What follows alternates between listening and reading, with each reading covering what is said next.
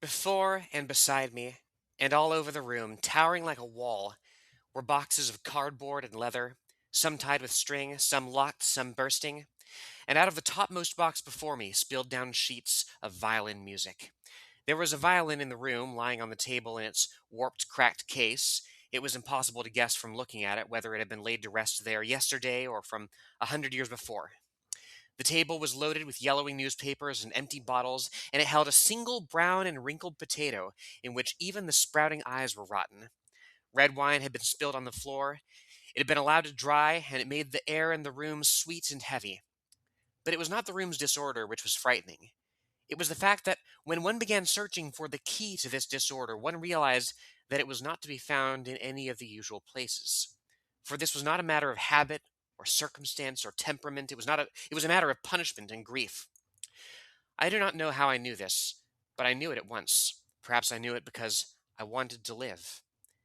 And I stared at the room with the same nervous, calculating extension of the intelligence and of all one's forces which occurs when gauging a mortal and unavoidable danger. At the silent walls of the room, with its distant, archaic lovers trapped in an interminable rose garden, and the staring windows staring like two great eyes of ice and fire, and the ceiling, which lowered like those clouds out of which fiends have sometimes spoken, and which obscured but failed to soften its malevolence behind the yellow light, which hung like a diseased and undefinable sex in its center. Under this blunted arrow, this smashed flower of light, lay the terrors which encompassed Giovanni's soul. I understood why Giovanni had wanted me and had brought me to his last retreat. I was to destroy this room and give to Giovanni a new and better life. This life could only be my own, which, in order to transform Giovanni's, must first become a part of Giovanni's room. Folks, this He's, week on Workers Lit by James Baldwin. Bitch, you live like this? he said, he said, "What are we? Some kind of Giovanni's room?" Oh, we are. We are. What do we know? What does we? How are the union and the socialist be? Everything I can need, oh I need, oh I need, oh I need, oh the workers be. Oh workers be. Oh workers be. Oh workers be. How do we want to intro the pod? Don't we? Let's see. Wait. I got this.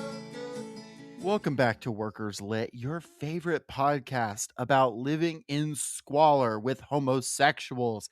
I am Jacob, here with Lenore, and unfortunately, Aisha is lost, and I believe I hate to say it, but unfortunately, I believe she is trapped beneath the grime of the reflecting pool in Washington, D.C. She's trying to get out. The algae is pulling her down.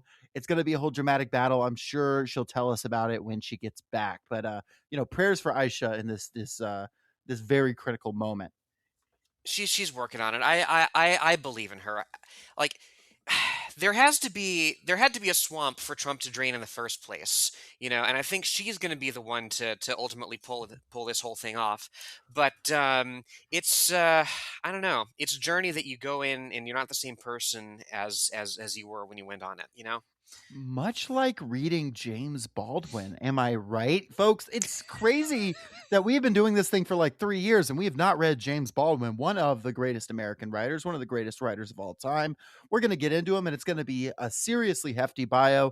And what could be more perfect for the last week of Pride? Though I've already declared that Pride will be spilling over into July as we begin to colonize more months. In fact, it's not colonizing, it's liberating. It's sort of the inverse effect. Pride, just as Christmas is moving further and further back in the year into November, now into October, people are playing those fuck ass songs. Pride is going to move further into the year until eventually in September we will contend. So look forward to that The clash war on between. Christmas has barely begun, y'all. Well, the war on Christmas will continue until it stops its occupation of November. I tell you what, illegal as Mhm. fuck. Um, Lenore, what is your history with James Baldwin? Uh, How is this funny? y'all know how this goes. Like it's a constant cycle Wait, of wait, wait, Jacob. Lenore, you're not about to say that you've never read a James Baldwin book before. This show is about Jacob literacy mogging me week in, week out. Y'all know I've never read a book. Come on. You sure have now. You have you read his essays, Fire Next Time, anything like that? No. That's fine. I'm not hating. I'm just this is good. Wow, this was your first exposure. If I had known that you had not read any of his stuff, I don't know if I would have recommended Giovanni's Room as the first one. Because Jesus Christ, like he's not all doom and gloom. Just about sexuality, because he was a man living in the 1950s. Well, that's okay because I'm also doom and gloom about sexuality. So, Yes. Oh no, there's a lot. There's a lot to talk about and to connect with here. Well, he is one of the great American writers, one of the great American speakers too. Do yourself a favor and go listen to this man talk. Beautiful, beautiful voice.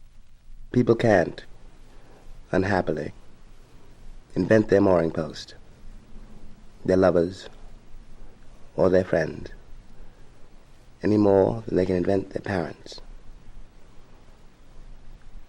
Life gives these, and also takes them away. And the great difficulty is to say yes to life. I repent now for all the good it does. One particular lie, among the many lies I've told, lived, and believed. This is the lie that I told to Giovanni, but never succeeded in making him believe that I had never slept with a boy before. His interview or his discussion with Maya Angelou is just phenomenal. His answer on homosexuality and like why it's in his words, weary question of whether it's okay to be gay or not. And his line where he says, "If I love you and I duck it, I die." Well, all I know about human life, I don't know much. Less and less. Yes, when I was young, I knew a lot. Now I don't know nothing, which is a great relief. But but I know all I know about human life is if I love you, I love you. And if I love you and duck it, I die. Exactly. Is the line he says. And that is the line that for me, like hearing that when I was young was so impactful in a way that I really attribute like a lot of who I am today and being able to be myself to James Baldwin. But let's talk about him as a figure, because he is a towering figure and there's plenty of bio here. And Lenore, feel free to cut in at any point, because there's plenty of historical moments here to comment on. James Arthur Jones was born in 1924. He would be renamed James Baldwin very shortly later. At Harlem Hospital in New York City, his mother was Emma Jones. She had moved up during the Great Migration of Black Americans from the South. Harlem, of course, had this huge influx in this period. He was born out of wedlock. He never learned who his father was. We do not know who his biological father was. He, in fact, didn't learn David Baldwin, the man that his mother married, wasn't his biological father until he was well into his teens. For obvious reasons, the fact that his father is named David is quite intriguing to me. His father is named David and his brother is named David, his closest brother. So we'll get into it, but it's an interesting choice for sure. David's within David's, yeah. When he was 3, Emma married a Baptist preacher and a soft drink bottling laborer named David Baldwin. He like worked at Coca-Cola.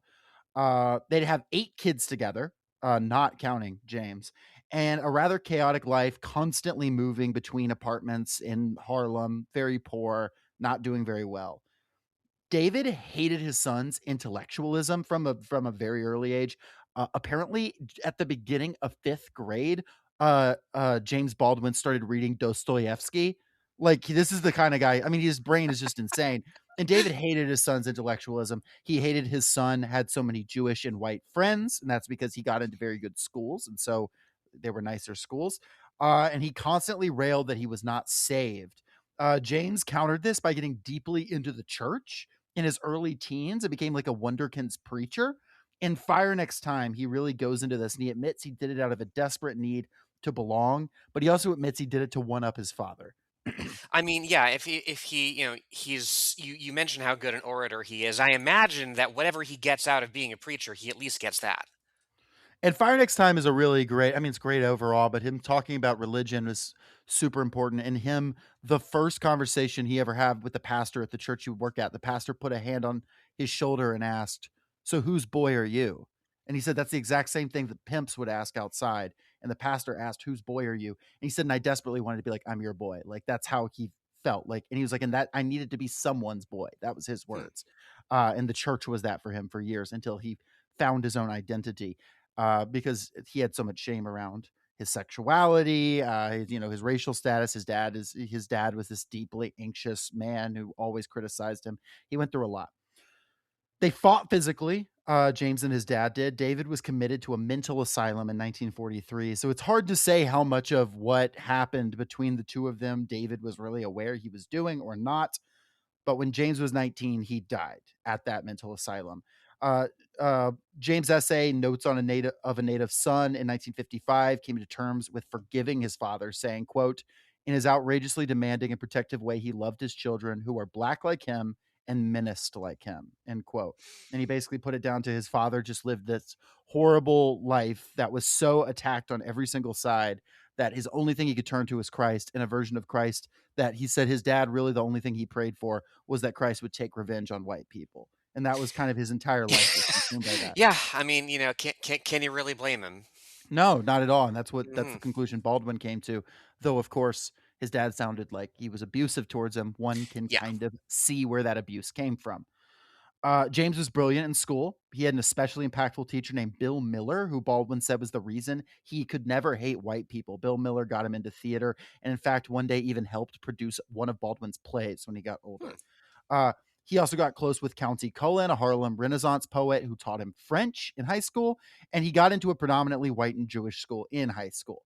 In the early 1940s, he began working on a railroad. He didn't go to college, right out of school in New Jersey for the military. And he found the racism there to be absolutely intolerable. In Harlem, he had, of course, experienced racism, but he was surrounded by so many people that looked like him, and he just found that like the apparent, especially the white laborers from the South, he just like couldn't deal with it. He had many Oh physical yeah. altercations with racists. He lost multiple jobs for racial reasons. At one point, he recounts a story of being in a bar and they refuse to serve him, and he grabs a glass and throws it at the waitress, and it shatters. The police show up, and he narrowly escapes. He wonders if he would be alive had he not escaped. He also sounds like he wasn't very good as a physical laborer. He would fall asleep at his job all the time. He was prone to mental breakdowns. He was his entire life. He was an extremely anxious man. Back then they just said, "Oh, he has issues with his nerves." They would say that about everything, whether you were bipolar or schizophrenic or just had depression. They would call everything nerves. But he had nerves, and he self-medicated with drinking very heavily. He moved to Greenwich with help from friends, and that's where he begins to explore homosexuality. Now, Baldwin never openly identified as gay. He would probably identify as bisexual if he lived today, though he very heavily leaned towards men and had most of his direct connections with men. And he had a really deep connection with a guy named Eugene Worth in the mid 40s, who actually introduced him to the Young People's Socialist League. Eugene Worth would unfortunately kill himself not too long after that, Oh which wow. was influential on Baldwin's theory of sexuality and everything like that. Was the Young He People met Socialists, the Young People, was that a youth wing of some like bigger formation, or like where were they It in was all this? connected. It was connected to, I don't know if it was a Communist Party or another group, but it was in that milieu. He met Marlon Brando at the New School in 1944. They had a lifelong friendship. It is Hmm. suspected they had a sexual relationship, though that's not confirmed.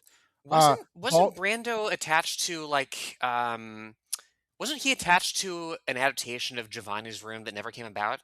yeah. And Hmm. Brando we know was queer. Baldwin we know lusted after Brando. He wrote about it, and I mean, of course he did. It's Marlon Brando. But there's a lot of evidence that they had a sexual relationship, but I don't feel comfortable saying 100% for sure. Baldwin has had biographers who have said, "Oh yeah, absolutely." But so, make of it what you will. It's fun to think about. So, hopefully. In 1945, he started The Generation magazine. He began to write essays and short stories for various magazines and make friends with editors, such as his lifelong friend, Philip Robb of the Partisan Review. He also wrote the first draft of Go Tell It on the Mountain in this time, which would be his most famous novel. Baldwin received a $1,500, that would be roughly $20,000 modern terms, grant from the Rosenwald Wow. Fellowship to make a book about Harlem. The book never got finished. He just used it to move to Paris. And like it's 1948, so the fuck are you gonna do about it? You know what I mean? Like, There's like he no did rules back then. he did start the book, but then he was like, whatever. So he took off. He wanted to move to Paris, one, because he had a lot of interest in the French language, and also he wanted to escape from American racism, Christianity, and sexual culture. Uh, Mhm. he lived in Paris for 9 years, working with the Left Bank movement. The Left Bank movement was literally in the left bank of the river, and there was a lot of, radicals and American expatriates, including Black Americans who had moved or had stayed after the war. Writing and writing and writing. He's poor for most of this time. He's couch and hotel surfing, and he says this is like the best time of his life. He loves it. Um, he was blown away. Not that he was not discriminated against in Paris, because he was very much so, but how much less attacked he felt at all times and how much less personal it felt. He recounts an experience he had getting arrested by the French police and then being released because they realized nothing was wrong with him. And the fact that they were mad at him, not because he was Black, but because he was an American. And he was like, oh, hell yeah, that's fine. Just as long as you're not mad at me for the color of my skin. Now, he'd come to terms later being like, okay, they were kind of being racist, but compared to like the racism I faced at a US military base in New Jersey, it was just Mhm. no comparison. And admittedly, he's hanging out in very like enlightened quarters of Paris and all that as well. He wrote Everybody's Protest novel, the essay, in 1951, which is a brutal essay that goes after books like Uncle Tom's Cabin, um, where he said, quote, to become truly human and acceptable, they must first become like us. This assumption, once accepted, the Negro in America can only acquiesce to the obliteration of his own personality, end quote. Mm. So it's a thing we've talked about on this show. This idea of like he was like about how like white liberals writing their protest novels and stuff like that would always be Yeah. like, oh no, don't worry, they can be like us if we just teach them to be. In this Yeah. period, he Not was also very not an pissed off. assimilationist, this man. Right, he was also very pissed off at Faulkner in this period for some of the stuff Faulkner was writing, and he would have an open beef with Faulkner a few years later. 1953, Go Tell It on the Mountain comes out. It's a semi-autobiographical novel about a young boy in Harlem. I think we should cover it at this point. It's really good at some point. It was received with absolutely massive praise. He's deeply inspired in this period by Buford Delaney, the modernist painter. And then in 1955, he produces the play The Amen Corner with that former teacher of his. And that play was produced in the States, and it was about his time in the church. 1955, also Notes of a Native Son, 10 essays, including the titular essay about race and identity from an artistic American and expatriate perspective. And then in 1956, Giovanni's Room.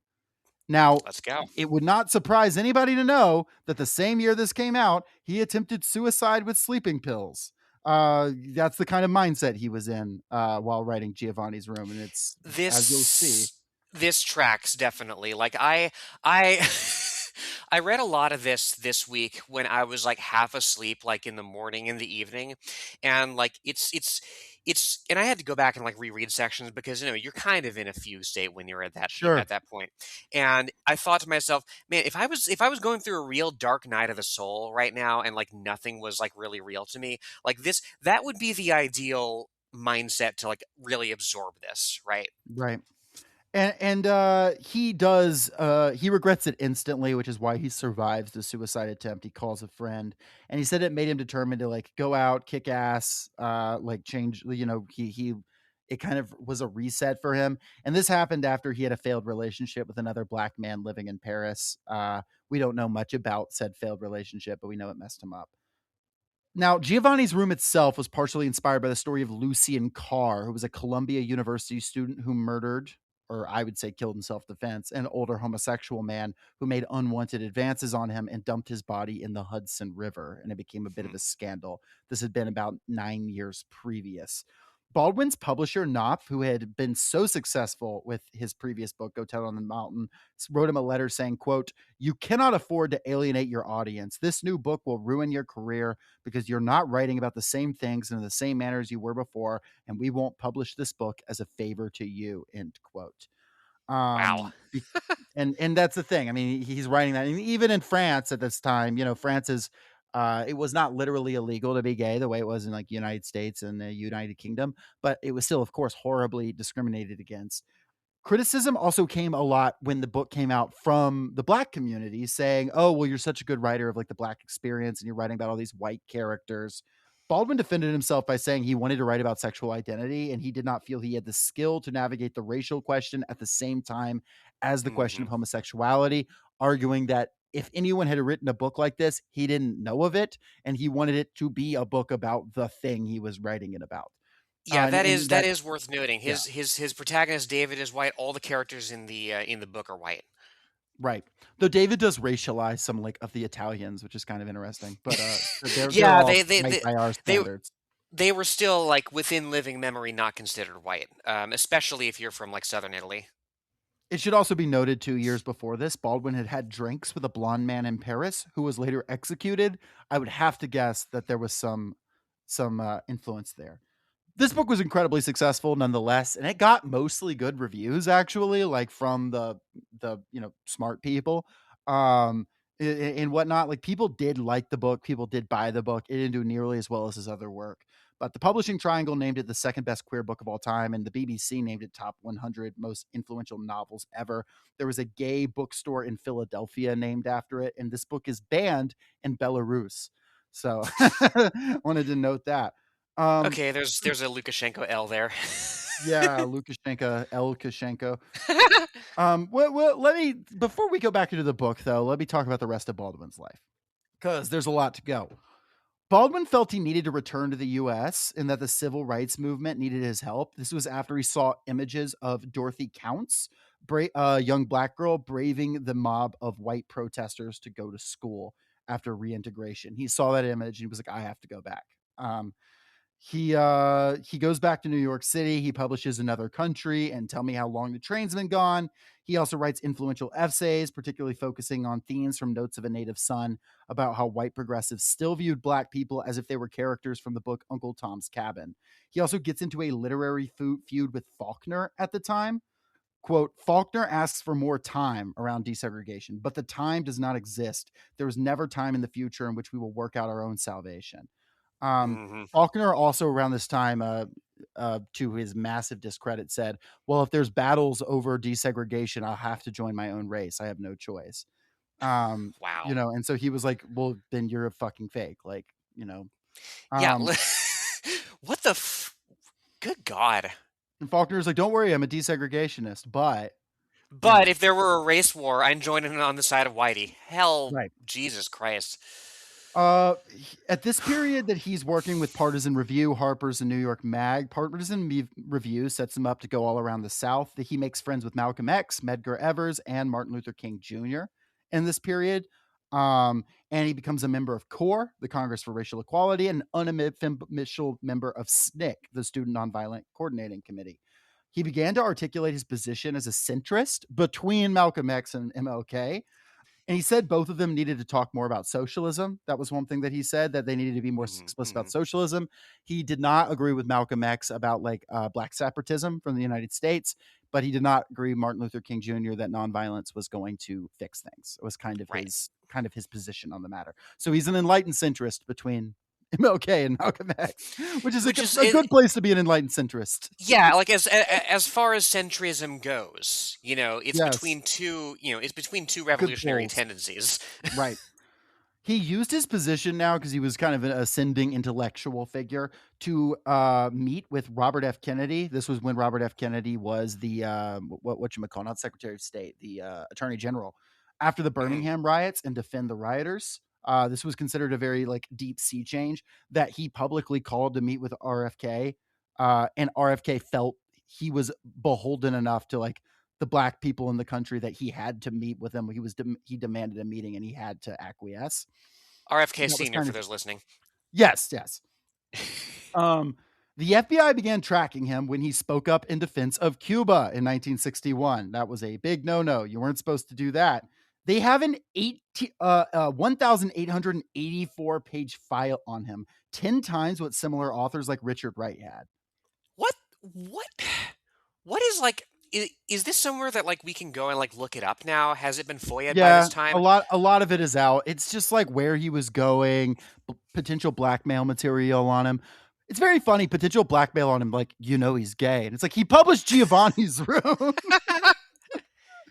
And unfortunately, this will be relevant in just a moment, though.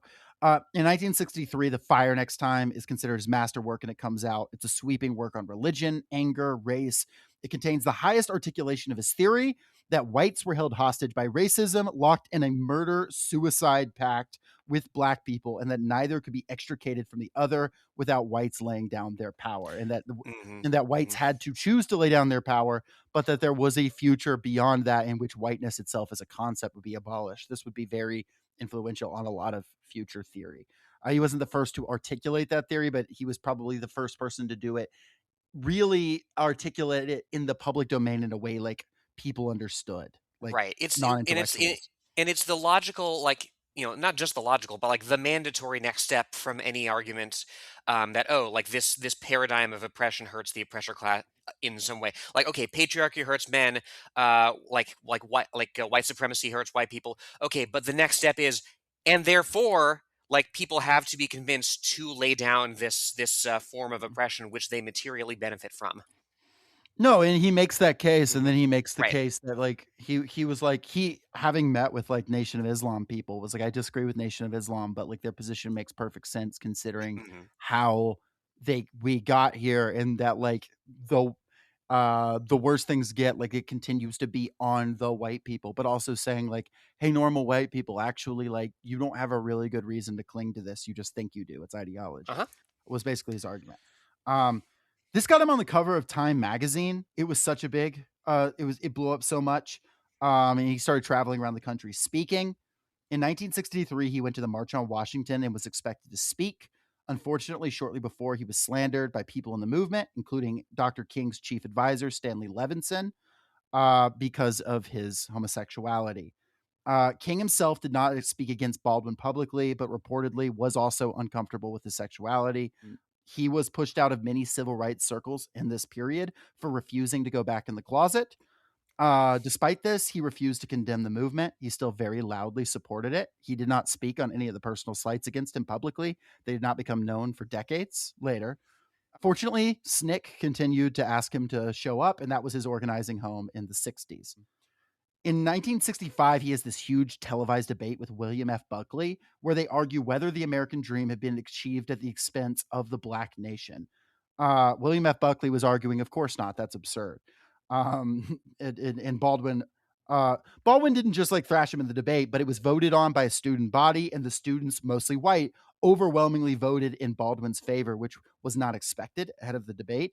And it was a huge, like, sort of landslide moment of people being like, oh shit, there's been a sea change in like how young people think about this issue. Hmm. He butted heads with numerous figures. He dealt with some serious emotional blows as reactions to the civil rights movement came down. Eldridge Cleaver dedicated a whole section of Soul on Ice attacking him. I'm not going to quote the things he says, but they're really fucking horrific. And a huge discredit to the book because the book has some really good stuff in it too. But he basically argues that black homosexuality was a white plot, which is, of Bourgeois course, decadence, right. bourgeois decadence. Yes. God. It's a whole thing. That book also has a lot of sexism in it. It has some good stuff, but it's really some mess in there. Um, Hmm. Hmm. Baldwin, just seeing revolutionary leader after revolutionary leader die, a lot of intensity, and honestly feeling like he did not have a place in the movement beyond writing at a certain point. Like he felt that it was time for him to go back to France and help the movement by writing furiously from France. He moves back in 1970. He did not disconnect from the movement. The very year he moves back to France, he writes a defense of Angela Davis and the Jackson brothers. Uh, he uses his influence over the white intelligentsia to grow support for black nationalist organizations like the Black Panthers. He writes an essay where he says that Jonathan Jackson shooting people in a courthouse had the same right to shoot people as Jewish people did shooting back at Nazis. True. Yeah. Things got quieter now, like in his life. He was getting a little older. He hung out with a lot of famous people in this period: Miles Davis, Nina Simone, Harry Belafonte, Ray Charles, and Maya Angelou, having a lot of influence on them. In 1972, No Name in the Street comes out. It's his book of essays, largely about the death of Medgar Evers, Malcolm X, and Martin Luther King Jr. In 74 and 79, he publishes If Beale Street Could Talk and Just Above My Head, respectively. His poetry, 1983 book, Jimmy's Blues. And finally, 1985, Evidence of Things Not Yet Seen, a reflection on the Atlanta murders of Black children from 1979 to 1981. Now, there was a film of Beale Street. Have you seen that one? I've not seen it, but there is a film. We gotta watch it. Baldwin died in 1987 of stomach cancer. On his deathbed, artist Fred Nail Hollins told Baldwin that he had liberated his sexuality and freed him from racism. Baldwin said he was finally liberated, knowing he'd helped with this before he died. His last book, Remember This House, was an unfinished memoir with McGraw-Hill. You can read what's left of it, but there's stuff about the civil rights movement. McGraw-Hill did a really scummy thing where they sued Baldwin's family to try to get his advance back, which is like not a thing that typically happens. It was a big legal battle. They Oh made my a whole God. thing of it. Following Baldwin's death, the failure to have ever awarded him a National Book Award or the Pulitzer Prize prompted 48 African-American writers and critics, among them Maya Angelou, Amiri Baraka, Henry Louis Gates Jr., John Edgar Wideman, and John A. Williams, signed a statement published in the New York Times Book Review, deploring the fact that year Morrison had not been given either award for celebrated novel Beloved, with more signatures. And they stated, even as we mourn the passing of so legendary writers James Baldwin, even as we may revel in the posthumous acclamations of his impact and his public glory, how shall we yet grieve, relieve, or altogether satisfy? We grieve because we cannot yet assure that such shame, such national neglect will not occur again and then again.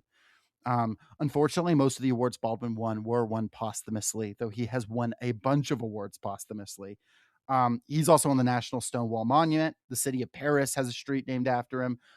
So many awards and honors. And I just wanted to, before whatever, quote something from Fire Next Time from James Baldwin, quote, "Love takes off the masks that we fear we cannot live without and know we cannot live within.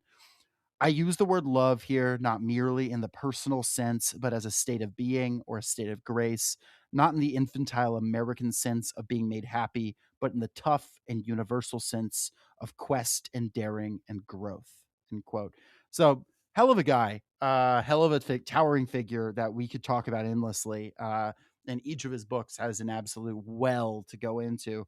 And this just happens to be his book, not his only book, but his big work on sexuality and his feelings on it. And basically, if I could sum up Giovanni's Room, it is a cry saying, gay men, it's not a propagandistic cry.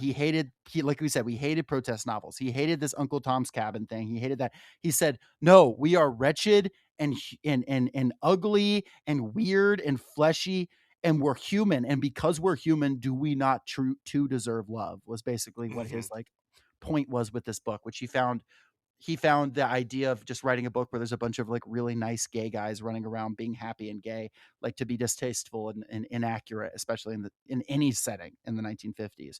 And so instead he wanted to show to this book, and it's received criticism from people since then of like, oh, it makes queers look bad. No, I think it makes the society I think it makes the society look bad. I think it makes the society they're in look bad. I was reading Reddit comments driving myself fucking insane.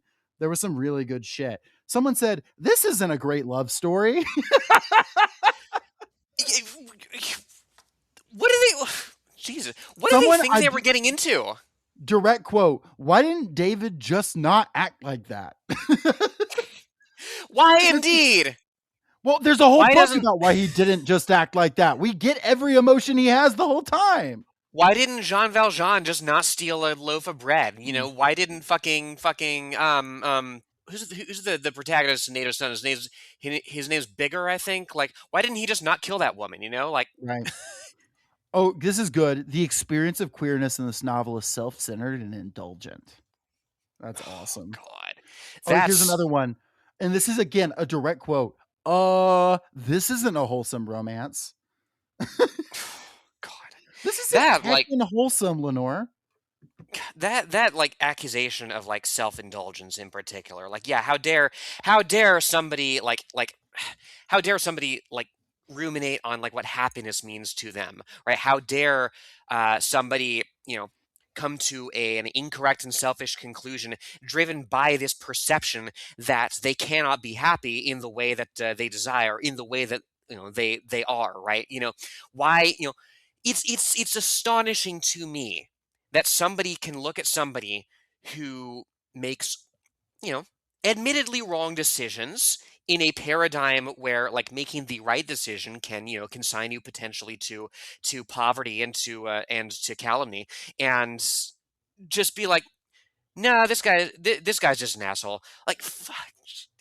And I people that mm, the sort of contemporary criticism that doesn't like this book have also accused Baldwin of being like myopic, and it's like the courage it took to pen this fucking book, not just as like a queer man living in that period, but mhm, also as a black man living in that period, as yeah, both, and to just put it out there and to like stand by it. Like, I mean, again, we just he could have been a speaker at the March on Washington, and he wasn't even mhm, welcome there. And then he was principled enough to like not let anyone know that. His biographers had to figure that shit out. No, this dude is a fucking legend, and he rules. And let's get into the book because it actually does have a lot to say. And its criticisms are, while yes, there are many selfish characters, largely structural and largely like, hey, the world makes these people this way, and then they get fucking corrupted.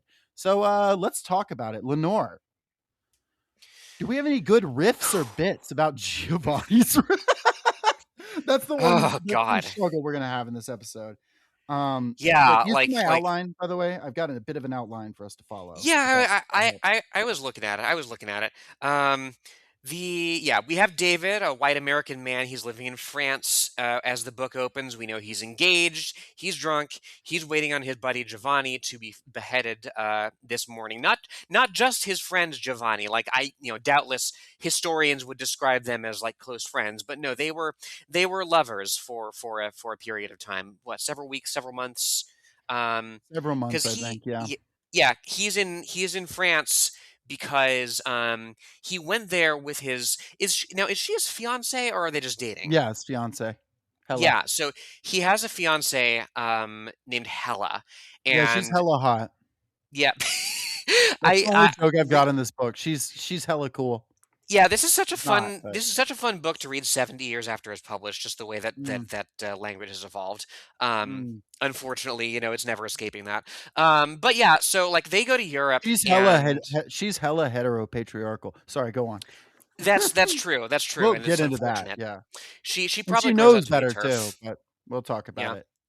Yeah. Anyway, so yeah, they go to Europe, and like he's in France and she's kind of in Spain. They've sort of split up to like do their own thing for a while. Find Um, themselves, it literally says. Yeah. yeah, yeah. There's this brief moment where he's having like this dark night of the soul, as Giovanni is about to be executed. Let me see. And this really stood out to me early on, that he's too various to be trusted. That's how he describes himself. And you go on, and you're like, yep, pretty much, because this is a book about somebody who's confronted with the opportunity to renounce what he thinks, what patriarchy is pushing him into, and ultimately decides not to, and then loses everything anyway. Right. Spoiler And for a so 70-year-old book. well, you can tell from the like first page though. The book is not I was never at any point like, "Oh wow, I wonder if he's going to do a daring rescue of Giovanni." You know what I mean? Like there was never that was never going to be how crazy would that have been? The last chapter he was like jocks. You give me some money to hire some musketeers. Like no, like funny fan fiction, someone write that, please. Just But like busts that's not into going to the happen. fucking like execution place, and he's like, "We're going back to Giovanni's room." uh yeah, he walks into the cell and Bonnie's like, "You're here to execute me." And he looks up and he goes, "And I thought your room was bad." See, we got bits. But we need to before we get to the tragedy of this book, it is important for us to establish how this young boy's mind was forged. I will Mm. remind you, this is a young white American man who is living in the early 1950s. This book is set in 50 or 51. Actually, I believe it has to be 51 because of a specific movie that gets referenced at one point. But It's but remarkable how old Paris feels when you're reading this book, right? Because occasionally there will be a mention of like, oh yeah, these people are wearing jeans. Oh, like the people are like talking about the instability of the like immediate post World War II Republic, how we need like Charles de Gaulle or whatever. And it's like, oh, like we're living in this is living memory, right? But like when you're imagining like an American like having a grand tour of Paris or whatever, it feels like 50 years older than that. That's true, but Americans having a grand tour of Paris, like this was actually the golden age for that because this is where Hemingway Mm, was there as well right now. I mean, so it's interesting, but it does feel older. And admittedly, Baldwin's favorite author was Dickens, so there's something really? Dickensian to this as Mm. well. Um, or at least it was when he was young. I don't know if it stayed that way, but we learn that when he was very young, when David was very young, that is our character's name. His mother died. He barely remembers his mom.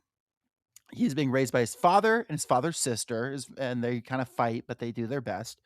And he had an experience in his early teens with a boy named Joey. And he talks about, like, oh, we were hanging out and we were having beers. And we were whistling at girls. And if any of the girls had turned around and looked at us, we would have killed ourselves. Like, um, and he was like, and as we do, we were having a good time. And I was proud that I was a little taller than him. And it was just, bros being dudes, whatever. It was fine. It was chill. And this was like, Jesus Christ, I felt so seen by some of these like early passages, especially Mm. of like some of the experiences I had very much like football guys and like wrestling guys. Like this was very that. And it says, to quote, Joey raised his head as I lowered mine, and we kissed as it were by accident. And I got to stop there. Like, it really is like, it is crazy. Like, people are like, how did gay people find each other in this period? It's like, I don't know how did gay people find each other in like my school. I don't know. It Happens. just happens. I don't fucking know. Mhm. Then for the first time in my life, I was really aware of another person's body, of another person's smell. We had our arms around each other. It was like holding in my hand some rare, exhausted, nearly doomed bird, which I had miraculously happened to find. I was very frightened. I'm sure he was frightened too, and we shut our eyes. To remember it so clearly, so painfully tonight tells me that I have never for an instant truly forgotten it. I feel in myself now a faint, dreadful stirring of what so overwhelmingly stirred in me then. Great, thirsty heat and trembling and tenderness so painful I thought my heart would burst. But out of this astounding, intolerable pain came joy. We gave each other joy that night. It seemed then that a lifetime would not be long enough for me to act with Joey the act of love. And then a little bit later, when they're sleeping, he's looking at Joey and he says, that body suddenly seemed like a black opening of a cavern in which I would be tortured till madness came, in which I would lose my manhood. Precisely, I wanted to know that mystery and feel that power and have that promise fulfilled through me. The sweat on my back grew cold. I was ashamed. The very bed, in its sweet disorder, testified to vileness. I wondered what Joey's mother would say when she saw the sheets. Then I thought of my father, who had no one in the world but me, my mother having died when I was little. A cavern opened in my mind, black, full of rumor, suggestion, of half heard, half forgotten, half understood stories, full of dirty words. I thought I saw my future in that cavern. I was afraid. I could have cried for shame and terror, cried for not understanding how this could have happened to me, how this could have happened to me. And it is very much this thing of, I should note, he's like, this is a cavern in which I will lose my manhood with torture, and he wants to. Like, that's the thing. And it's not in a trans way. Like there's some trans stuff later, but there is, but in a like, this is what society means manhood is. And if I Right. cross this barrier, I am no longer a man. And this desperate feeling, this entire book is, he has to be a man. He is supposed to be a man, and to do this, like that is the fundamental violation. So it's not even him thinking like, oh, that was gross, or wow, I sure was horny last night. It's Like, like, no, it oh, was this guy's that. hot and this guy's like happy in who he is. Like, I wish I could be as hot as he is, right? I wish I could be as confident as he is, right? He's externalizing everything like everything he sees in himself that is like gay, that is like finding joy with this person, he's externalizing onto the other person, and suddenly it's this outside influence that's been brought into his life that he could otherwise be normal with, right? Right. Yeah. And And yeah, he's and afraid of dirty words in the cavern. And it's like, yeah, and I don't know, are you though? Do you have to be? And the answer is no, mhm. but he doesn't learn that until much too late. My own body suddenly seemed gross and crushing, and the desire which was rising in me seemed monstrous. Yeah, yeah.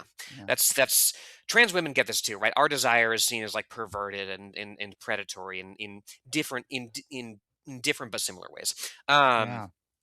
well, he grows up as well, like with he never met his mother, but like the way that Ellen and his dad talk about her, right? I felt that I had no right to be the son of such a remarkable mother, right? She's held up as this exemplar that he has pressure to uh to live up to. Not obviously not societally the same as her, but there is this thing hanging over him that now he has a horror of desecrating and not living up to.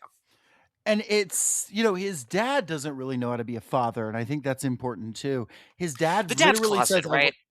the dad is closeted. That is what's happening Yeah. here, right? Mhm. The dad wants to see him as a buddy, and the dad is always like, I'm a man and I'm going out and drinking. And his sister is like, don't think I don't know where you are. And your son's going to be ashamed of you because you're not a man. And that's what's getting said to him. And he's like, wow, I wonder what my dad's up to. Like, no, his dad is like probably a closeted queer man, not for sure, but it's not going to confirm anything like that.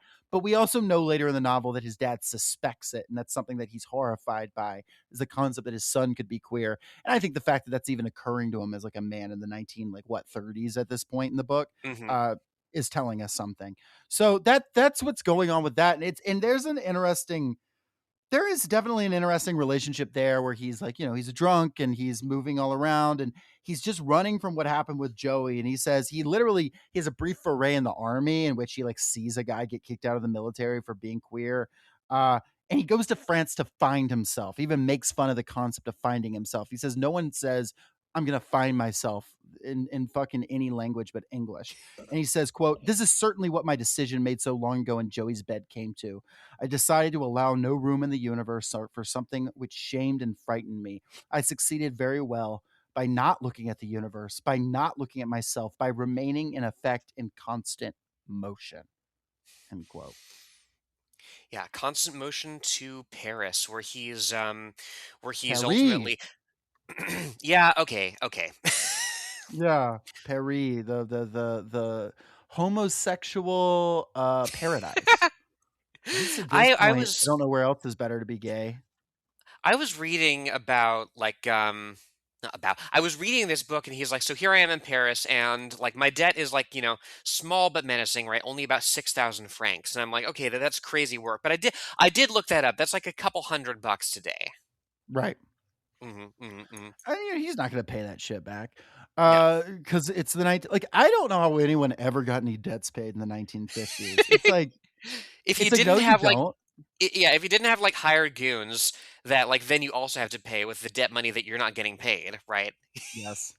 Yeah, there's going to be a debt bubble that keeps growing and growing. It's going to be a goon bubble. People are talking about the AI bubble, but who's going to do something about the goon bubble? Anyway, he makes a Ah, friend question mark in at Paris. yeah, at a queer bar that's like Well, before he l- even makes the friend at a queer bar, I meant Jocks is the friend he makes. yes. Mm. That's the I met him at a rather nice restaurant on the Rue de Grenelle and arranged to borrow 10,000 francs from him before we'd finished our aperitifs. He was in a good mood, and I, of course, was in a good mood too, and this meant that we would end up drinking in Jacques' favorite bar, a noisy, crowded, ill-lit sort of tunnel of dubious or perhaps not dubious at all, of rather too emphatic reputation. Every once in a while, it was raided by the police, apparently with the connivance of Guillaume, the patron, who always managed on a particular evening to warn his favorite customers that if they were not armed with identification papers, they might be better off elsewhere. So you have kind of a sense of, okay, like this guy's like the owner of the gay bar, but like he by his status is protected, has like an understanding yeah. with the local authorities. Guillaume is the guy that Yeah, owns the gay bar, and Jacques Guillaume. is one of his rich patrons. Hmm. Hmm. Jacques is this If you've ever met just like a really creepy rich gay dude, like you've met jocks. Like this is a guy. This is a type of guy. Let me tell you. Who Uh, collects cooks that are always running away. he's always like, oh man, that bartender's sexy as fuck. I'm sure he wants me, my ugly self, and he knows damn well. And the thing is, David realizes too. He's like, if I fuck jocks, jocks will never talk to me again. Like no matter how good it is, because that's the kind of he like despises people he has sex with. Jocks, and we get to this later, and we'll read it. But Jocks despises himself too. But he's just they describe him as an old fairy. And honestly, like sometimes that's the only way you can describe some of these guys. Like they really are just like, and I love old gay people. It's just that it's the way that old rich men are, the way that old rich men are with young women. There are some old gay men that are like that with young men, very Mhm. often much too young of men. In this case, he refers to them as boys. Now, he refers to Giovanni as a boy as well, and Giovanni's in his 20s, but like, I would not be shocked if Jacques was going younger than that. Let's put it that way. I've heard about boys who sleep with girls. Nasty little beasts. Gross. But we meet someone else too at this bar. We meet Giovanni. Yeah. And he's like, "Do you have a Giovanni. room?" Yeah, This the guy new looks like he's got a bartender, room. he's hot. Like God. This is why I needed to read the book like twice, because like I have a note here that's like Guillaume's such a queen, I love him already. Oh, I don't yeah. I don't love Guillaume anymore. Clip that. Clip that. Lenore loves Guillaume. Yeah, Guillaume is the boss. So this is like kind of Guillaume and Jocks have a lot in common. Just that Guillaume runs the bar, and yeah, Giovanni works for him. Old queer, and then this young queer Giovanni, who everybody's looking at. He's hot. He's from Italy, so that's exciting. You know, for David, he's like, wow, he's so ethnic. It's there's a brief section where there's some people that I think are trans women that like David doesn't know at all Probably. what they're dealing with. And he's Yeah, like, I yeah. don't know why anyone would have sex with them, but they seem like they're fucking a lot. That Let's part was see. There crazy. there were of course les fools, always dressed in the most improbable combinations, screaming like parrots the details of their latest love affairs. Their love affairs always seems to be hilarious. Occasionally one would I swoop fear he in. cooked y'all with that one. I'm sorry. Yep, yep, yep, yep, yep, yep, yep.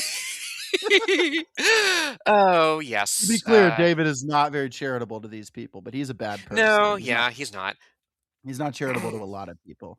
Hmm, hmm. Um, But yeah, yeah, probable. Talia was tweeting about like this specific group of people like just the other day. It was interesting.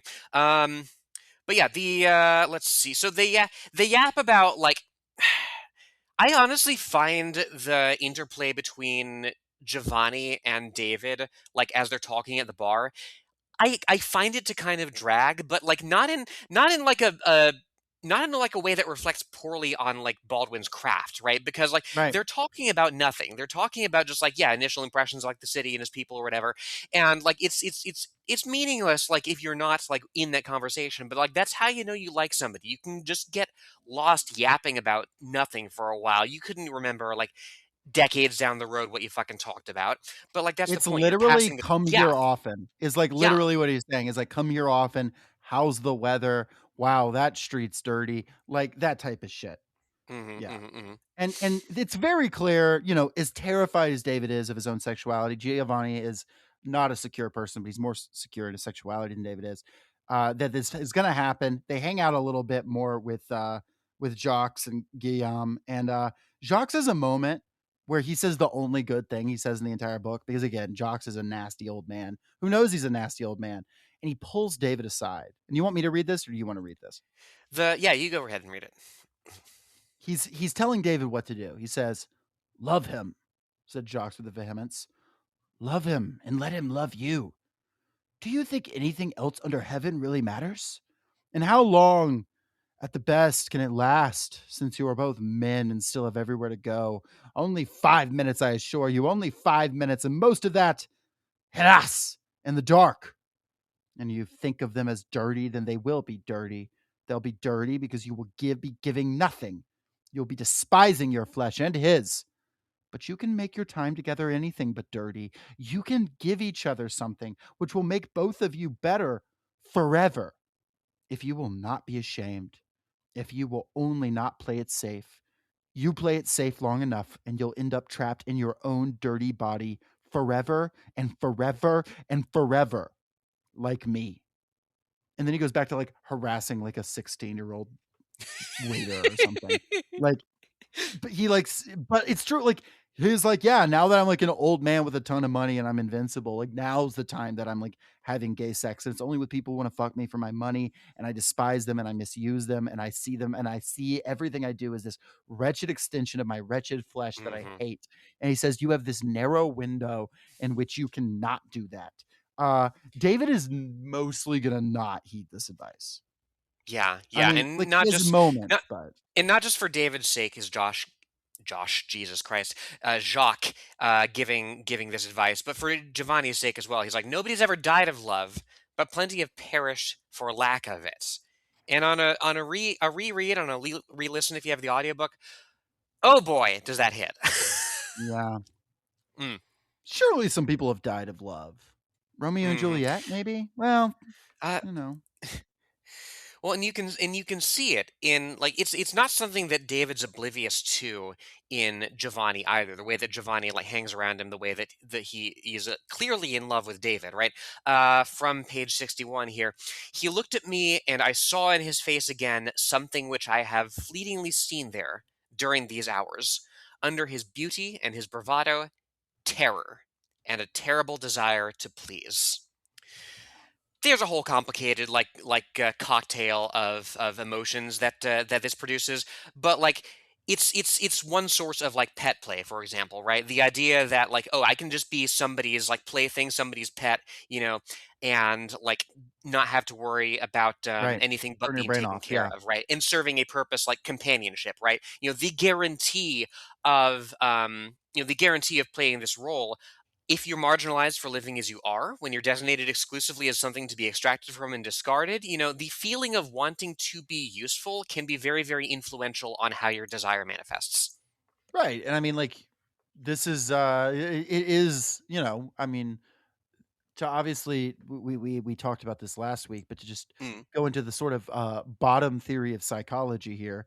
No, it's just no, but like no, but there is something to that. It is very much this in Giovanni, there is just this like he is the more confident in himself, like as a okay, I'm a dude who fucks dudes, and that's fine, and I'm not gonna feel Hmm. bad about Hmm. it, but he's less secure as like a man in the world. He doesn't really see Oh himself as yeah. like a man. He sees himself like as a gay guy. Like that's how, like he is gay gender. Like that is kind of like not that he necessarily would be in ideal circumstances, but like Hmm. his gender is like twink basically. Like I'm not kidding. Like that's basically how he sees himself. And David, on the other hand, is this guy that is also clearly gay or maybe bi, but I think gay, and is just is sees it wants to cling to that manhood and is afraid of going into that dark cavern and is also not willing to be creative enough and socially transgressive enough to say no, I am a man and I also like men. Like to him, he is emasculating himself every time he does anything with Hmm. Giovanni, and he looks at it different ways. Sometimes he looks at him as a woman, sometimes he looks at him as an object, sometimes he calls it elegant masturbating, but he looks at it in these different ways and he never does the thing Jacques tells him to do, which is just like love and exist and embrace this fleeting moment. And so they don't get the thing Jacques promised. He Which does end up sucks. like this guy. Which sucks because like he's clearly in love with Giovanni, even if he Of won't admit it to course. himself. From the same page, like our oysters came and we began to eat. Giovanni sat in the sun, his black hair gathering to itself the yellow glow of the wine and the many dull colors of the oyster where the sun struck it. Right. This is not just a matter of like Giovanni outshining everything around him. Right. Anybody can fucking like express that, but like you're David's integrating him into the beauty of the scenery here. Right. The picture is incomplete without him. He has this assonance with the stuff that he eats and drinks and with the environment that like that he is that you wish he could bask in and like go in pursuit Right. of and allow himself to but he can't. Giovanni, of course, makes his living like he tells his story like, yeah, like I sort of stumbled into this bar, like Guillaume has the hots for me, like we fucked once, like he clearly treats me like an object, but I don't want that, but hey, it's a living. Right. Absolutely. And so they move in together because Giovanni has this room that he's clearly squatting in. that's this like abandoned maid's quarters in the nice part of town. And like, David is broke, so he moves in with him. And it's just this messy ass room. We described it, or Lenore described it at the top in that passage. Uh and Giovanni just like immediately starts being like, okay, I'm gonna renovate this for you. He's like, I'm gonna put in a bookshelf, and he like gets out a hammer and just starts smashing the wall because he's gonna make like a built-in bookshelf. David tries to clean up sometimes during the day. David complains that Giovanni doesn't want to work later, but I don't think David ever does a single piece of work in this entire No, book, or nor absolutely not. thinks about it. He kind of lives on money sent from home, begging his father for it. It doesn't seem like his father really has the money, but like is scraping it together because his son's begging for it. Um, it is a really like kind of wretched arrangement that has these moments of beauty where they're like, oh well, we had like, they're having these moments where they're walking around Paris and drinking and walking together arm in arm, and we walk by the firehouse every day, and we walk by the river. There's a lot of beauty in it. And we know it's not going to last, and we also know David has a fiance that he is not willing to break with, and he's not willing to really talk with Giovanni about it. I mean, Giovanni knows, but Giovanni's like, okay, be poly then. Like, what the fuck, man? Like, who gives a shit? We're Hmm, in hmm. Paris, right? There's a bit where like he checks out another It's boy. not like Hella's not fucking other men. Yeah, yeah, she has like two guys that like she openly admits to, like in the letter she sends from Spain. Like, yeah, I tried them, but whatever. Um, there's a bit as well, like when they're walking around the city and like David checks out another boy while Giovanni's with him, and Giovanni catches him, and he's like, he laughs because, like, what does it matter, right? I'm Giovanni. You're on a date with me because you're into me, and people like me, and it makes me happy to see you embrace your desires for other people like me. And David can't see it as anything other than being like, oh, I'm being flighty and licentious by looking at this other person, because to him, that's all you can be if you're gay, right? He's associating, in the similar way, in a similar way to like the fable of the like bitten peach that we discussed, not long ago, right? Like this perception of homosexual desire as something inherently fleeting, you know, fleeting if not, inherently Right. immoral. And he needs it to be fleeting, right? Because he's going to be Hmm. in big trouble if this shit doesn't go away. Yeah. Which, spoiler alert, it won't. So their relationship goes on. And, well, folks, we know it couldn't go on forever. Hella is coming back, and there's going to be hella problems, of course. Um, One could say that this is going to be this is hella concern. I don't know. I already did the joke. Uh his fiance's Yeah. coming back, and she's like, "Hey, I went to Spain. It was fine. I fucked a couple Spanish dudes. I bounced on a little jamon for a little bit, but that didn't really do anything for me. Um, so I'm gonna come back. Spanish soda kind of sucks. Like she mentions that, so I'm gonna get on a train. I'll be there in 10 days." And he's like, "Oh, I got this letter 7 days ago. Awesome." So he's stressed about that. And it said, and so he's like so stressed. David goes, and there's like a random girl named Sue, who's like apparently some rich girl living in Paris, who he's like, she's not hot, but she has a big ass, is basically how he describes her. And she always wears jeans, which was like very jarring because, again, I forgot this was the 1950s for a second. And then there was Yeah. jeans. Um, and he's like, I guess I'm going to fuck Sue. I don't really want to. It sounds horrible. But like, and then I she's like, okay. Wait, go on. I can understand. You can understand what? I can understand him being like, okay, like I'll. Sue doesn't sound ugly. That's the thing. That's what's confusing. Yeah, It's because he's gay. Like, right? right. That's what I keep coming back to. It's like he's Hmm. like, he describes a completely like perfectly attractive woman in every way. And he goes, Right, right. On the obviously, level she's of not hot. Yeah. Yeah, on the level of like, just hooking up with somebody who you like don't intend to um like pursue anything like larger with. Yeah, sure. I can understand, but like that's the thing. Like he doesn't let himself enjoy it. No, because he can't, because he's gay. It's Hmm. like he's trying to prove to himself that he's not, right? Um and look, earlier in the group chat today, we were talking about Baldur's Gate a little bit, as we're wont to do, and Aisha described all the characters as bisexual except Astarion, who's gay but fucks women sometimes. Sometimes. And that's kind of how we could describe David in this book. I gotta Hmm. say, it just, if you're gay, sometimes it happens. I don't know. I don't expect it to happen to me again in the future, but especially when you're figuring it out, sometimes you're like, well, let's try again. Well, let's try again. Well, let's try again. It just keeps being unfulfilling, and you're like, damn. Well, I And never not was even for a as reason that you're looking for something permanent and more quote unquote acceptable, but just like, yeah, why not? Like, there's you're allowed to be curious about like your sexuality, right? It's more fluid and like permeable these right. things than people, sometimes think.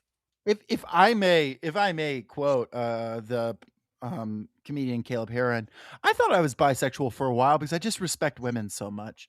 Um, killed me. It's such a good. Anyway, that is not the case with David. He's like, well, disrespect everybody that I fuck. So He's like, I felt that I unless, was doing something very cruel. yeah. But then he says, and then Sue never shows up again. But he says, Hmm. thinking about Hella, and this part killed me when I read this for the first time. I remember, like, it hurt me. It says, now she, that's Hella, would be coming back, and my life with Giovanni would be finished. It would be something that had happened to me once. It would be something that had happened to many men once. And I was like, holy fuck. Like, and that is so true. And it is. It's something that happened to him once. And it is something that happens to so many men and women once or twice. Like, Hmm. they have this thing in their past. They're like, that was a thing that happened. And now I got over it and I'm past it. And they're not past it. They're never past it, or maybe they are, but most of them aren't. Uh, Hmm. and I could just see I remember being, younger than David is in this book, but still, teenage late teens and having a few experiences with guys and then being like, well, I guess I got that out of my system and I knew I hadn't, right? But I was like, I did that and I can be like, yeah, and that was like a thing that happened and, I'm sure I'll find a woman and it'll be fine. And it like, you know, had I, in a different life, like, yeah, I would be a guy where like that was something that had happened In to a me different once. life, you would be like one of the couples that David sees at like the American Express like building, where it's like, yeah, they've gotten married heterosexually, and like the women have like seems to like age like prematurely and become sexless, and the men, having extracted uncompensated labor from them, they still have the luxury of like looking young. Yeah. And then the last time I would have been alive was when I was like 19. Hmm. And frankly, but anyway, it's a very bad time for him to and David does get a piece of very rotten luck here, I will say. Is as soon as he comes back, Giovanni is having a breakdown because he's been fired. And this is a very unfortunate timing because he really can't tell him Hella's coming back because Jesus Christ, like how is he going to do that? Oh Well, that would have God. been uncomfortable in any way, but like Giovanni I was fired because his gay ass boss that Lenore loves. No, I'm kidding. That before Lenore doesn't love Guillaume, Lenore didn't know that Guillaume was going to do this. Uh, Hmm. Guillaume was, being an old pervert, and he was like, "You're gonna fuck me," and he doesn't put out, and so he not just fires him, but very much in front of the bar accuses him of being a thief, Yeah, and yeah, and he's he, and he ruins his dresses up in his reputation. and he dresses up in his fucking like best suit to fire Yeah, Giovanni in front of everybody and to accuse him of being a thief, right? And right, I mean, this bit right here is really illustrative about how Guillaume's somebody who is wealthy first and like gay second, right? When right, something has happened to humiliate him and make him see, even for a moment, how disgusting he is and how alone, then he remembers that he is a member of one of the best and oldest families in France. right.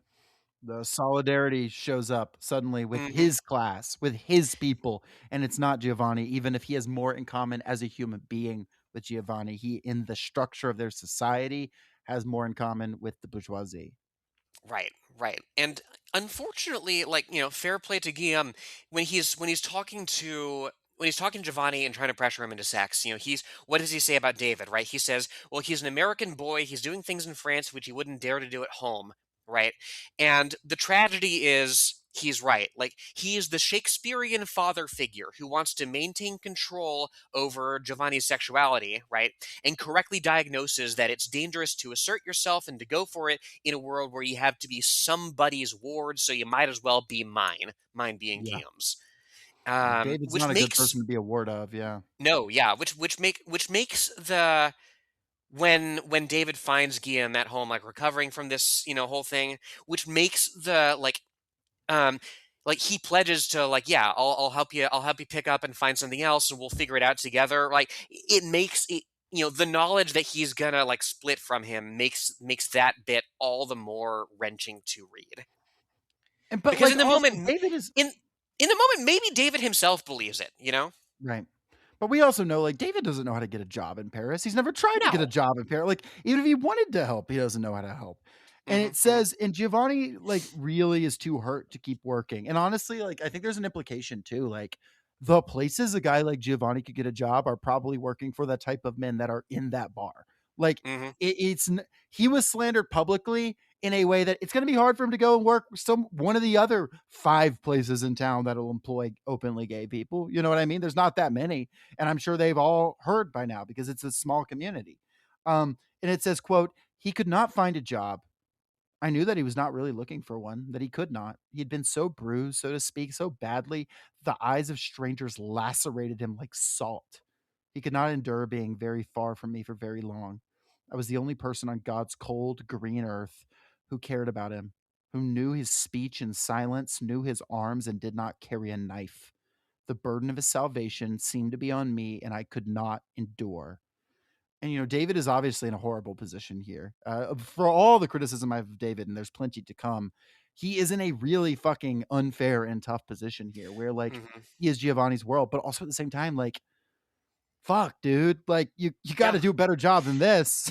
Yeah, there's a brief, like, flash forward to, like, the present where he's, like, thinking about Giovanni being in prison, and he's like, I wonder if anyone has made love to him in prison, right? And no, he's probably been raped senseless, honestly. But, Yeah, like, he's so alienated from the possibility of loving him, David from Giovanni, that he hopes, like, okay, some hypothetical prison romance with some hypothetical, like angel of a guy on convict death will give him, row. yeah, Yeah, yeah, will give him what he needs, because, like, yeah, I Jean can't Valjean. possibly do that.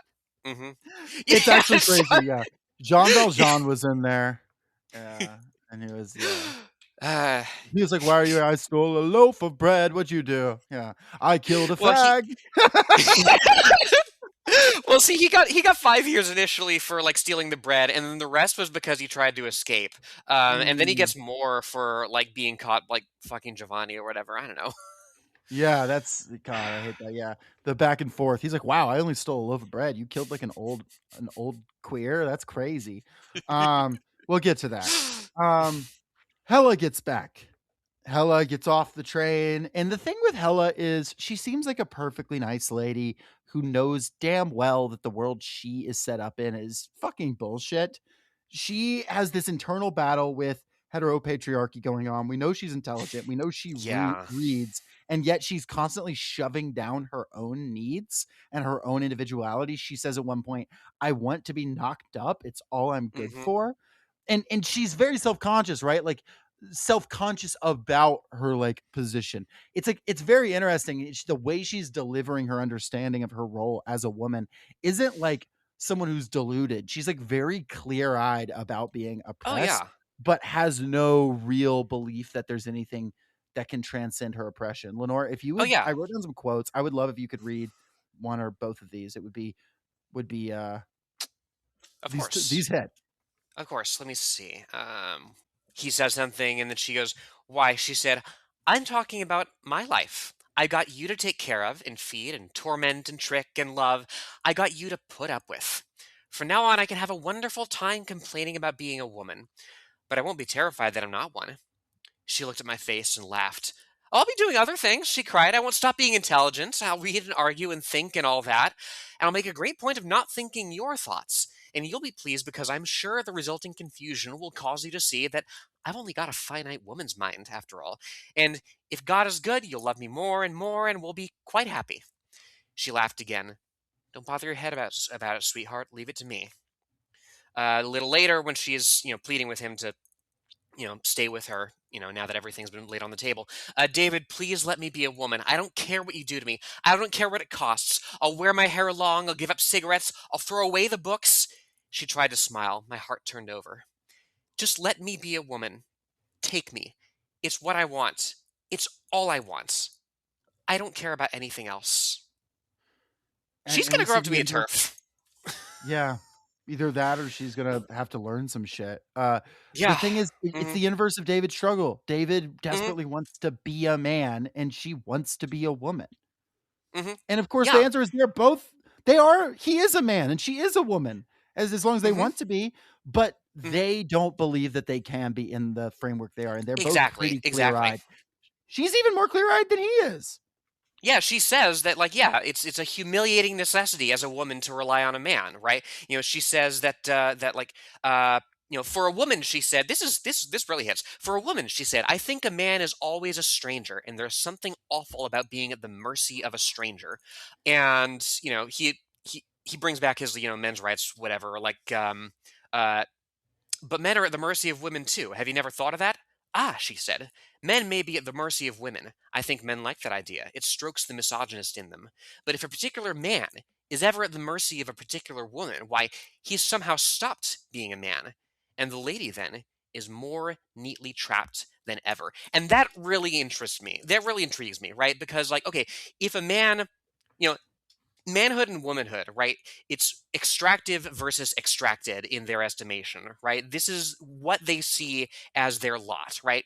And what she's articulating here is actually very true, right? If a man falls in love with a woman, or indeed with a man who is denied the label of man by patriarchy, as Giovanni would be, right? The only way to restore his good name as a man is to punish the one who has made him commit the gravest of sins, which is loving the thing you're supposed to extract sex and labor from. Right. And this is And very she's much like, like, "Well, this is the best I can do." yeah, friend of the pod, Talia Bott, when she was on the show, was talking about because she was talking about the idea of like, yes, obviously men deal with pain under patriarchy, but what happens when they deal with that pain? When they show emotions, what are they told? Don't be a woman. Mhm. Because when a man experiences oppression in a patriarchal system, it is because they are in the moment, in the social situation, reduced, quote unquote, to the role of woman. Right. Which is this thing that this book has identified right here so well, and that she understands it perfectly and is just like a fucking, I guess, gender realist about it or whatever, right? It's very Yeah. dark. Mhm. One hopes that she can like figure her shit out, but one also doesn't. I only hope so She should far. write to I don't. one of those dudes in Spain. Yeah, they clearly couldn't have been that good of dick if she came back to this dude. Um, She needs to find a lesbian bar in Spain. I mean, that's what I'm saying. Just Like, there's give got it to a be. shot. Just give it a shot. Yeah, I mean, my understanding is there's like a place in France where women wear no pants. Like if she could find that spot, then like she'd be killing it. Um, so David Yeah, breaks it off with David disappears for 3 fucking days on Girlfriend Island. Doesn't tell Giovanni shit about where he's going. That's a yes. mistake. Yeah, they fucking run into each other at a bookstore, and he's like, "I thought you were dead. I God. wanted to drag the river for you." And he was like, Mhm. "Oh no, I'm good." And Giovanni is like being a nice enough guy to like not make a scene and like not let Hella know what's going on. And Jacques Mhm. is like in the room and he's loving it. He's like, "Ooh, so much drama. I can't Yeah, wait to tell Giovanni my is Giovanni is friends." shacking up with Jacques by this time, yeah. Yeah, it's well, he's going to be pretty soon at least if Mhm. he Mhm. hasn't yet.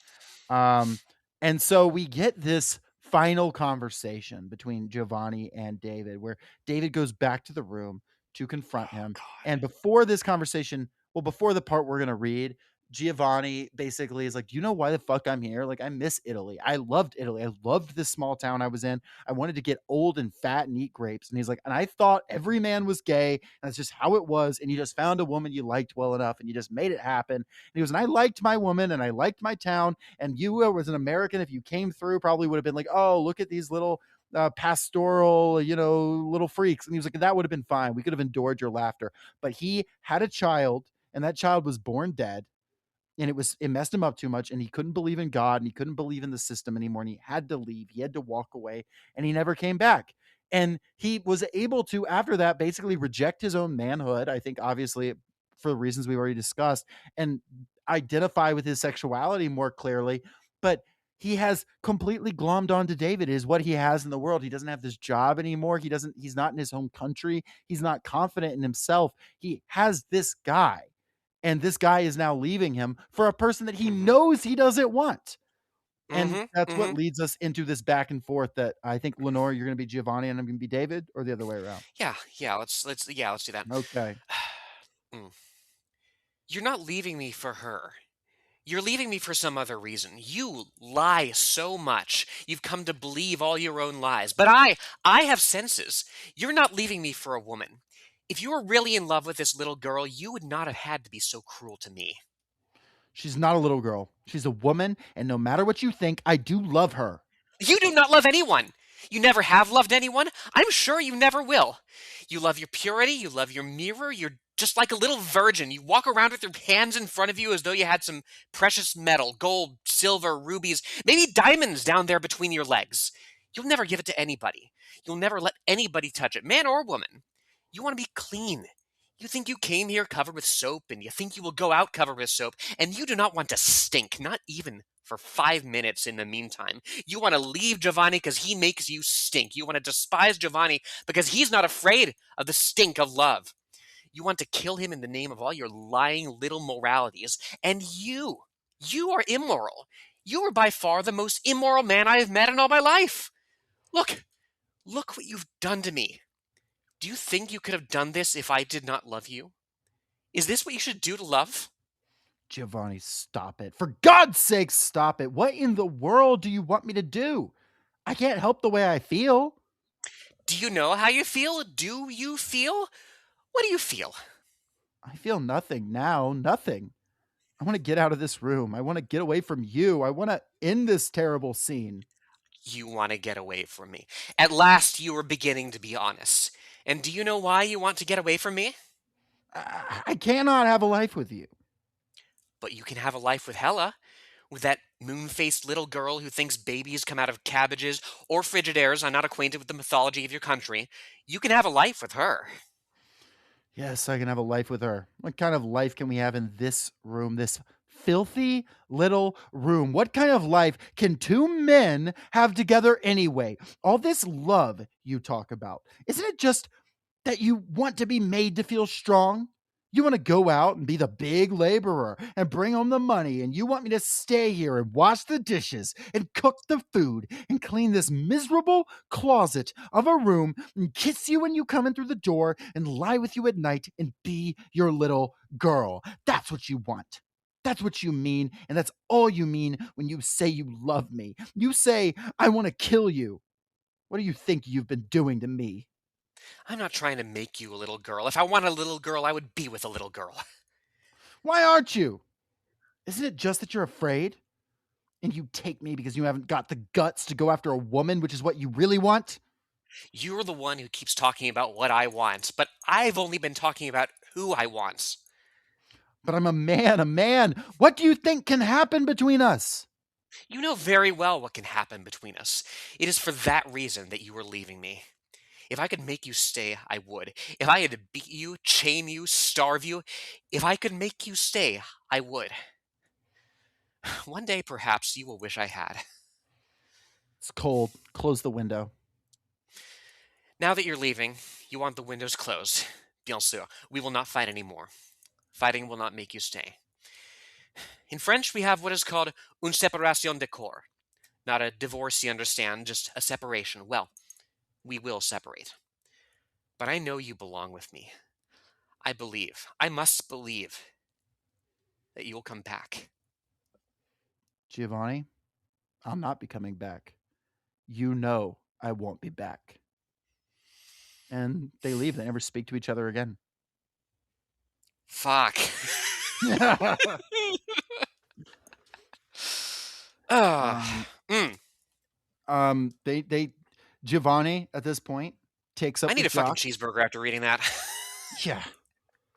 Giovanni takes up with Jacques in a very clearly humiliating way. Every time they see each other, they don't talk, but Jacques like makes eyes at him and being a fucking old creep.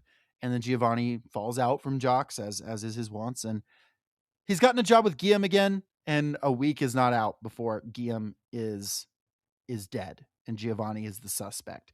Guillaume has been choked to death with his sash. And everyone wants this shit handled. All the upper class people who go to the district with the queer people are like, the more this gets looked into, the more uncomfortable this is. Look, this is some Italian guy. He's poor. He's obviously gay. Let's just, find him. Let's string him up. No trial, whatever. And David knows exactly what happened. He's able to imagine the scene viscerally that Guillaume came on to Giovanni, and Giovanni rejected him, and Guillaume did all kinds of horrible things to him. Maybe they did have sex, and then he said, "Oh, I won't give you a job," and then it spiraled out of control, and Giovanni killed him. Giovanni took power and he killed him, and now, I mean, he's fucked. Mhm. There's as soon as they find him, and they do find him within a week, they know there really is no chance for him. He's going to be executed. He's going to face the No. guillotine. Yeah. Oh God. Yeah, again, like the we talked a little bit before about how Guillaume's like wealthy before he's gay, right? As though by some magnificently tacit agreement with every day that he was at large, Giovanni was at large, the press became more vituperative against him and more gentle towards Guillaume. It was remembered that there perished with Guillaume one of the oldest names in France. Sunday supplements were run on the history of his family, and his old aristocratic mother, who did not survive the trial of his murderer, testified to the sterling qualities of her son and regretted that corruption had become so vast in France that such a crime could go so long unpunished. With this sentiment, the populace was, of course, more than ready to agree. It is perhaps not as incredible as it certainly seemed to me, but Guillaume's name became fantastically entangled with French history, French honor, and French glory, and very nearly became, indeed, a symbol of French manhood. I mean, if you Charlie see Kirk. I was literally just about to bring him up, right? The whole news cycle around this or that, like right wing asshole being killed, like this billionaire, being shot in the street by some disgruntled person, that's indirectly suffered because of it. Yeah, yeah, it's the news cycle is familiar to anybody who lives in a capitalist country, especially here in the imperial core. Definitely. Mm. And David, unshockingly, feels guilty, and he is not happy with Hella. He begins to hate her and her body. Even when he's looking at her, he says he feels like when he's inside her that he might be trapped forever, never to get out. He's especially horrified by her breasts. He says, "Oh, I when I imagine her, I really wish she was smaller and harder and more a man. You're gay, Yeah. dude. It's fine." I mean, it's not fine now because the dude you love is gonna die. But and that's what he realizes. And they finally have a moment. He's running away from all this. Giovanni's set to be executed. They have a moment where David one night goes and just fucks another man. He finds a sailor. They have sex, and Hella finds them. And then she's like, "Oh, duh. No, yeah, that all makes sense, actually." She says it more dramatically than that, but she's like, "Oh," and then he's like, "Listen, I was lying to you, but most of all, I was lying to myself." And she's like, "That doesn't make it better." Like Hmm. she's very like she really gets his ass here. She's very much like, you self-flagellating and being guilty doesn't like change that you've been wasting my fucking time, and you wasted that poor boy's time, and like you've made everyone around you fucking miserable. And it's true. And this whole book is David self-flagellating, and what the fuck does it accomplish? Nothing. Like that's the fact of it. And like he is walking down this road to just being a guy like a poor version of Jacques, basically. Like just as some guy that has these that hates his flesh and continues to serve his flesh. You know what I mean? Like he continues, he's gonna keep fucking sailors and bars and whoever. He's not gonna stop. Or if he does stop, he's gonna hate himself even more. And it's never going to be what he had with Giovanni. Not because, he had to be with Giovanni in some soulmate sense, but because that was like his chance to change directions. And, and now this poor guy has been executed. And the book ends with him imagining Giovanni's execution because he knows it's happening as they speak. And it says, and I'll read this, it's a little long, but I'll read it, describing what he knows is happening. Down that long corridor, down those metal stairs into the heart of the prison and out of it, into the office of the priest, he kneels. A candle burns. The Virgin watches him. Mary, blessed Mother of God. My own hands are clammy. My body is dull and white and dry. I see it in the mirror out of the corner of my eye. Mary, blessed Mother of God. He kisses the cross and clings to it. The priest gently lifts the cross away. Then they lift Giovanni. The journey begins. They move off towards another door. He moans. He wants to spit, but his mouth is dry. He cannot ask that they let him pause for a moment to urinate. All that in a moment will take care of itself. He knows that beyond the door, which comes so deliberately closer, the knife is waiting. That door is the gateway he has sought so long out of this dirty world, this dirty body. It's getting late. The body in the mirror forces me to turn and face it, and I look at my body, which is under sentence of death, and it is lean, hard, and cold, the incarnation of a mystery. And I do not know what moves in this body, what this body is searching. It is trapped in my mirror as it is trapped in time, and it hurries towards revelation. When I was a child, I spake as a child. I understood as a child. I thought as a child. But when I became a man, I put away childish things. I long to make this prophecy come true. I long to crack that mirror and be free. I look at my sex, my troubling sex, and wonder how it can be redeemed, how I can save it from the knife. The journey to the grave is already begun. The journey to corruption is always already half over. Yet the key to my salvation, which cannot save my body, is hidden in my flesh. Then the door is before him. There is darkness all around him. There is silence in him.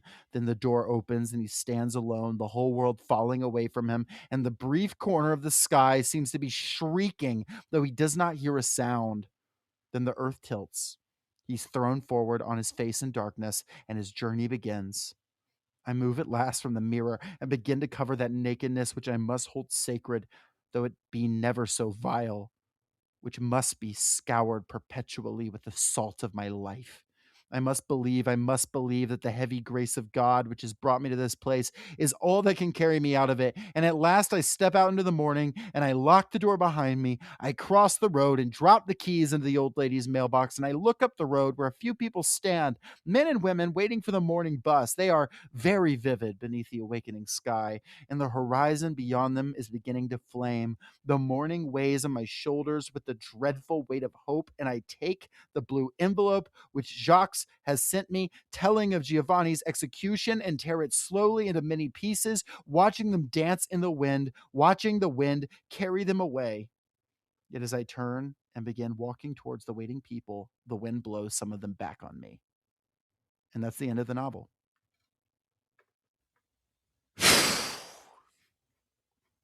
Yeah. God. So, like, Yeah. just be gay. It's fine. Just do it. You know, like, like Yeah. it is. To jokes aside, like, you know, and at its very end, you know, those who know the scriptures know that there's several scripture quotes there, you know, the talking about the flesh and talking about I spake as a child, I thought as a child, I put away childish things. But he can't put away childish things. His experience with Joey wasn't a childish thing. That's who he was. And his experience with his flesh that, like, he's fighting is also who he is. And he says the key to salvation is in my body. I know it is, and I don't know what to do about it because I can't take my body into heaven. We don't stay in our bodies, and that's once again another scriptural reference, right? That it is. I think, you know, because he's doing all these scripture references. I think of the passage in scripture where Jesus says, "If your left hand causes you to steal from the needy, chop that left hand off. It is better to enter the kingdom of heaven with one hand than to be cast into the fire with two." Note the things, by the way, that Jesus says you get thrown into the fire for. Not the kind of shit that modern Christians love.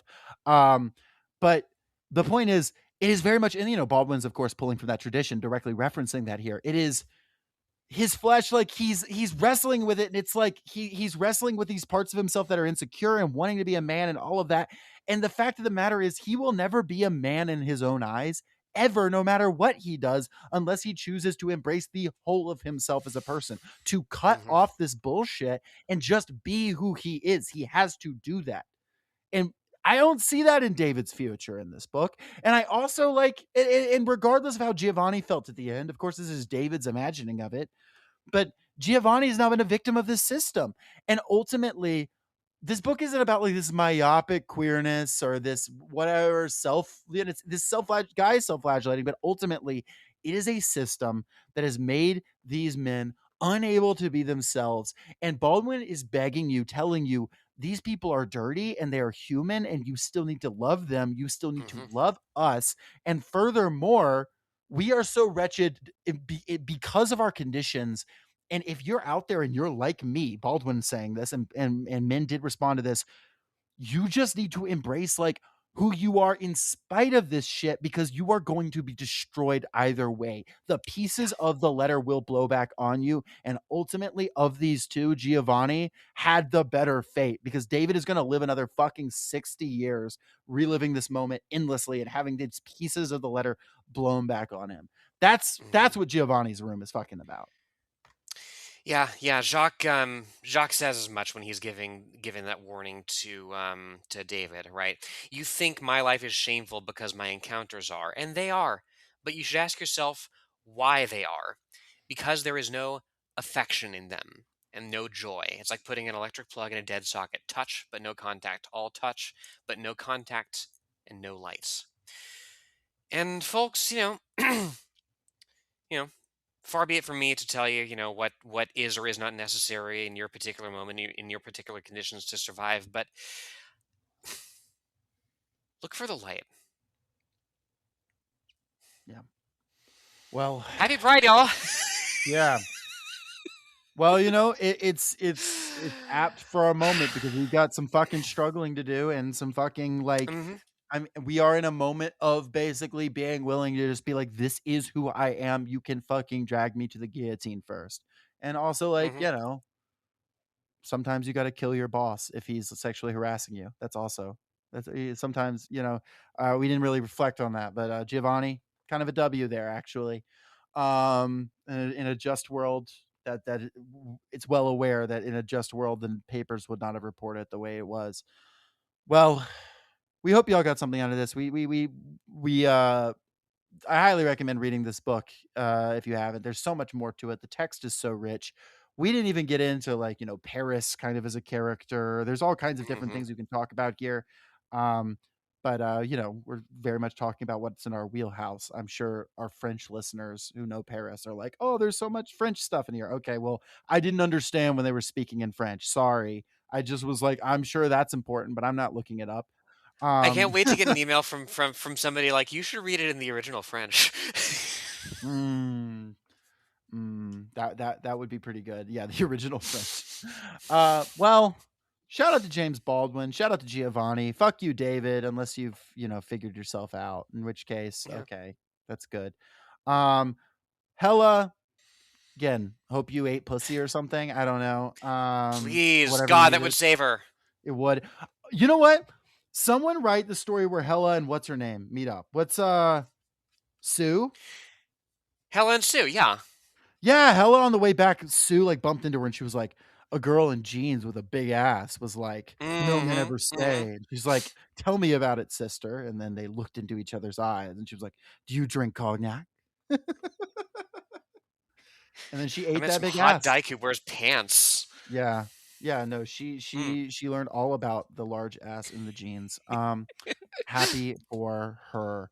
Well, folks, next week we're going to be talking about some nonfiction. We're going to be talking about some motherfucking Vladimir Lenin, imperialism. We are going to get into some real, it's going to be some real monopoly capitalism hours. It's going to be some real colonial domination hours. We're going to talk about some stuff, a very old book that is still very relevant. And if you ever feel like, oh, theory, that's tough, that's hard for me to follow. If right now you're like, wow, I'm going to skip that episode, give it a shot.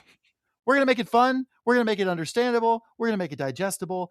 And hopefully you're going to come away understanding the conditions of the world a little more, because I'll be honest, the book we're going to cover next week, before I read it, all the time I was like, why is everyone acting this way about geopolitics? And it really does help figure some stuff out, though I still can't quite figure out everything about Donald Trump's foreign policy. But if you can, Neither can he. you are probably not. Yeah, neither can he. Anything else, Lenore, before we close this Yes. thing out? Yeah, our no, yeah, that's the next week is the culmination of our 3-year plan to get people to read theory. Yes. We're putting the It's workers all- lit and workers lit, y'all. It's all been a trick. That's right. Consider yourself conned. Okay. Also, folks, if you listen this far, Patreon. We got a Patreon. Go support the Patreon. The more you support us on there, the more bonus content we can do on Patreon. If you're disappointed about us not doing news episodes anymore, we are going to be doing some stuff talking about current events and answering your questions. And if your questions are news related, well, there you go. So that's going to be the place for that. And look forward as well. On Monday, the 29th of June, is when this episode releases. 2 days after that, on the 1st of July, is my new show and Jen Bignasty's new show, Half the Sky. We're doing it with Ray of Pearls Pod, friend of the show, with Revolutionary Thought, with Luna Oy. It is a wonderful, wonderful roundtable style sort of discussion by women and women adjacent who are communists. And you want to figure out what it's all about. We talk about childlessness. We talk about gender, what you do with it, how to win at it. We talk about beauty standards under patriarchy. And we're going to be talking about a lot more things on a monthly basis going forward. So, 5 communist baddies shooting the shit. What more could you want? Just had a vision in my head of a podcast called The Other Half the Sky, and it's a dude's podcast. It's like, technically, what's the other half? 45% of the sky. Yeah, it's the 45% of the sky podcast, because women hold up half the sky. Non-binaries hold up 5% of the sky. No, I'll give non-binaries 10% of the sky. Men hold up 40% of the sky. How's that? This is the updated Maoist theory we all need. Okay. Appreciate y'all. And I guess watch out for guillotines. Those seem to be a problem if you're gay. And I know a lot of you are. So, peace. Go find a twink bartender, y'all. Pages upon pages, words of wisdom from other workers' brow. Got my nose to this mind. You sound a lot better. Yeah, it was a funny coincidence. I don't remember what Talia was reading, but it was some text about queer communities in mid-century France, and it mentioned there are people who are men, but they dress up as women, refer to each other as she, and she was like, Western third gender. How are the Indians and the socialists?